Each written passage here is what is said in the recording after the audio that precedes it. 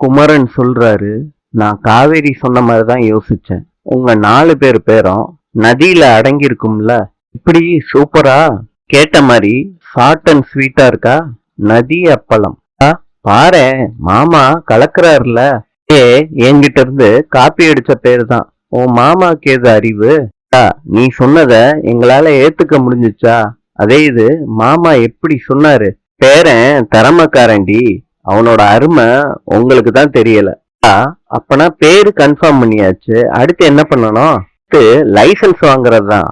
அந்த வேலையெல்லாம் நான் பாத்துக்கிறேன். பேரு கிடைச்சதும் கடத்தெருவு எல்லாத்துலயும் நம்ம விளம்பரம் பண்ணணும். ஆமா, அடுத்து அந்த ஆக்ஷனை தான் நான் சொல்லணும்னு இருந்தேன், நீங்க சொல்லிட்டீங்க.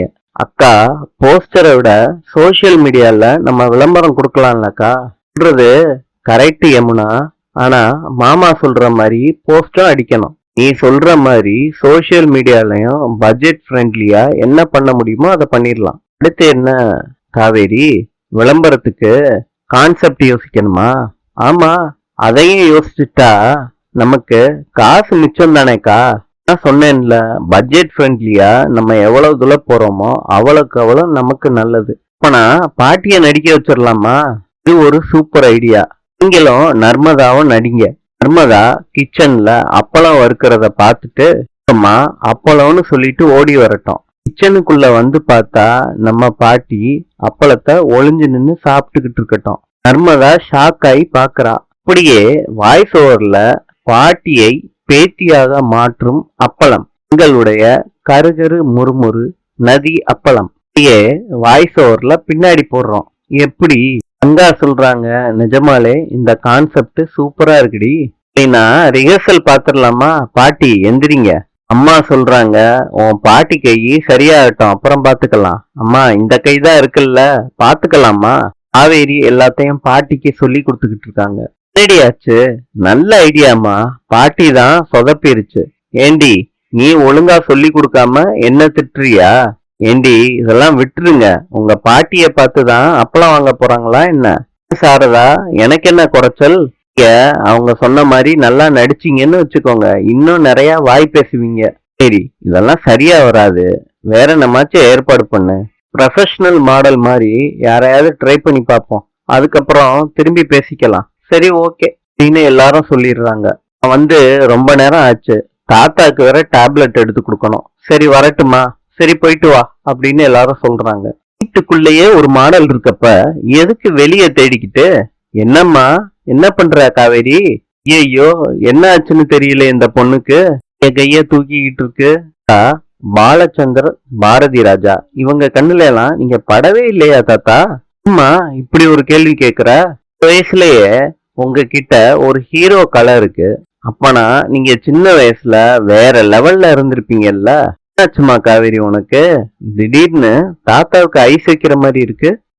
பாத்தீங்களா, நான் உண்மைய சொன்னா என்ன ஐஸ் வைக்கிறேன்னு அசிங்கப்படுத்துறீங்களே. நிஜமாவே நீங்க மௌனராகம் கார்த்திக் மாதிரி இருக்கீங்க தாத்தா.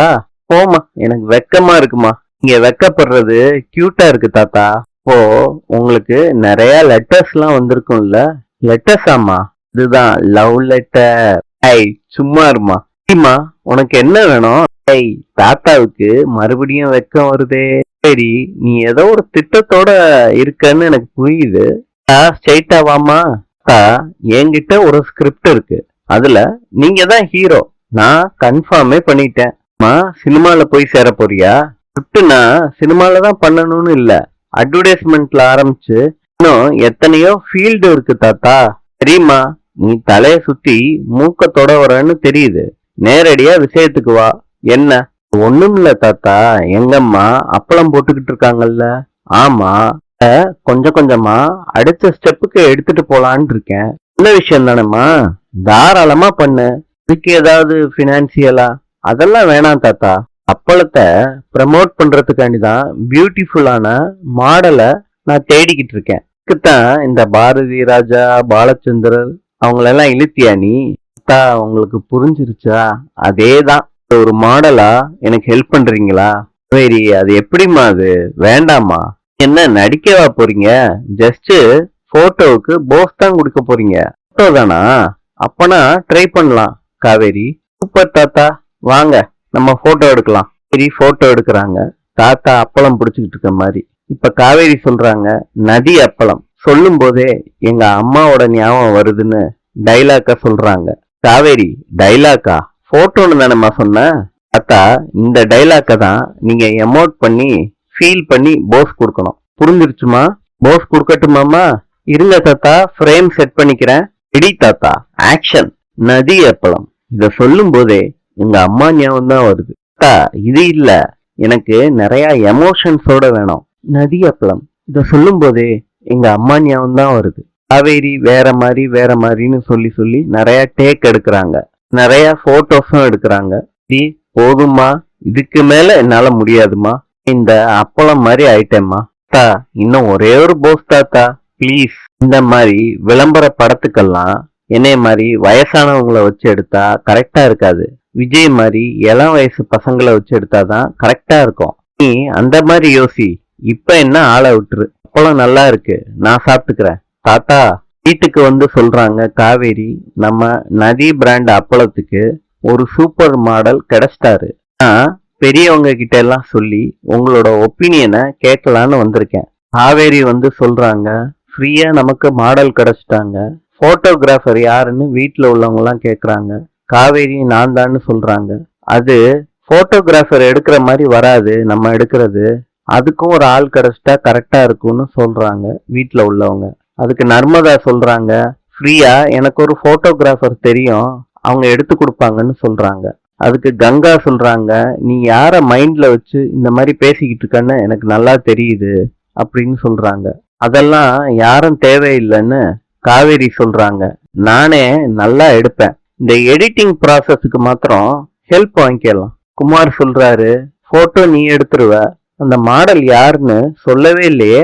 விஜய் தான் அந்த மாடல்னு சொல்றாங்க. Super choice. அவருக்கு ஓகேவாக்கா? ஓகேலாம் நான் பண்ணிக்கிறேன் நர்மதா. எல்லாரும் கொஞ்ச நேரம் பேசிக்கிட்டு இருக்காங்க அத பத்தி. காவேரி வீட்டுக்கு போறாங்க. என்ன பாஸ், ஹால்லே உட்கார்ந்துருக்கீங்க? என்ன மேடம், அம்மா வீட்டுக்கு போயிட்டு வரீங்களா? இது ரொம்ப வசதியா இருக்குல்ல உங்களுக்கு. இடிக்கி விழுந்தா அம்மா வீடு, நினைச்ச நேரத்துக்கு போயிட்டு வர. போக கூடாதா என்ன? தாராளமா போலாமா? என்னதான் அடிக்கடி தனியா விட்டுட்டு போயிடுற, போர் அடிக்குது. லுக்கு இல்ல, மிஸ் பண்ற மாதிரியே பேசுறீங்களே. புதுசா இருந்துச்சு, அதான் நோட் பண்ணேன். சும்மாவே ஃபீல் பண்ணேன். ரொம்ப ஃபீல் பண்ணாதீங்க, நான் வந்துட்டேன்ல. ராகினி பாக்குறத காவேரி கவனிச்சிடுறாங்க. விஜய் கிட்ட கேக்குறாங்க, இப்பதான் உங்க டிபிய பார்த்தேன், அதை மாத்தவே மாட்டீங்களா நீங்க அப்படின்னு கேக்குறாங்க விஜய் கிட்ட. நீங்க இத சொல்றியா காவேரி? லாஸ்ட் மந்த் தான் எடுத்தது காவேரி, அதாவது போன மாசம்னு சொல்றீங்க. ஒரு நாளைக்கு 30 ட்ரிப் மாத்துறாங்க போட்டோவை. 30 நாளைக்கு முன்னாடி எடுத்து வச்சத இப்ப மாத்தாம இருக்கீங்க. விடு, நீ ஆசைப்பட்டல்ல, இப்பவே மாத்திடுறேன். என்ன பாஸ், செல்ஃபி எடுத்து டிபி வைப்பீங்களா? நீங்க நேர்ல பாக்குறதுக்கு எவ்வளவு அழகா இருக்கீங்க தெரியுமா? சூப்பரான கேமரால உங்களை போட்டோ எடுத்து அதை தானே டிபியா வைக்கணும். அப்படியா காவேரி?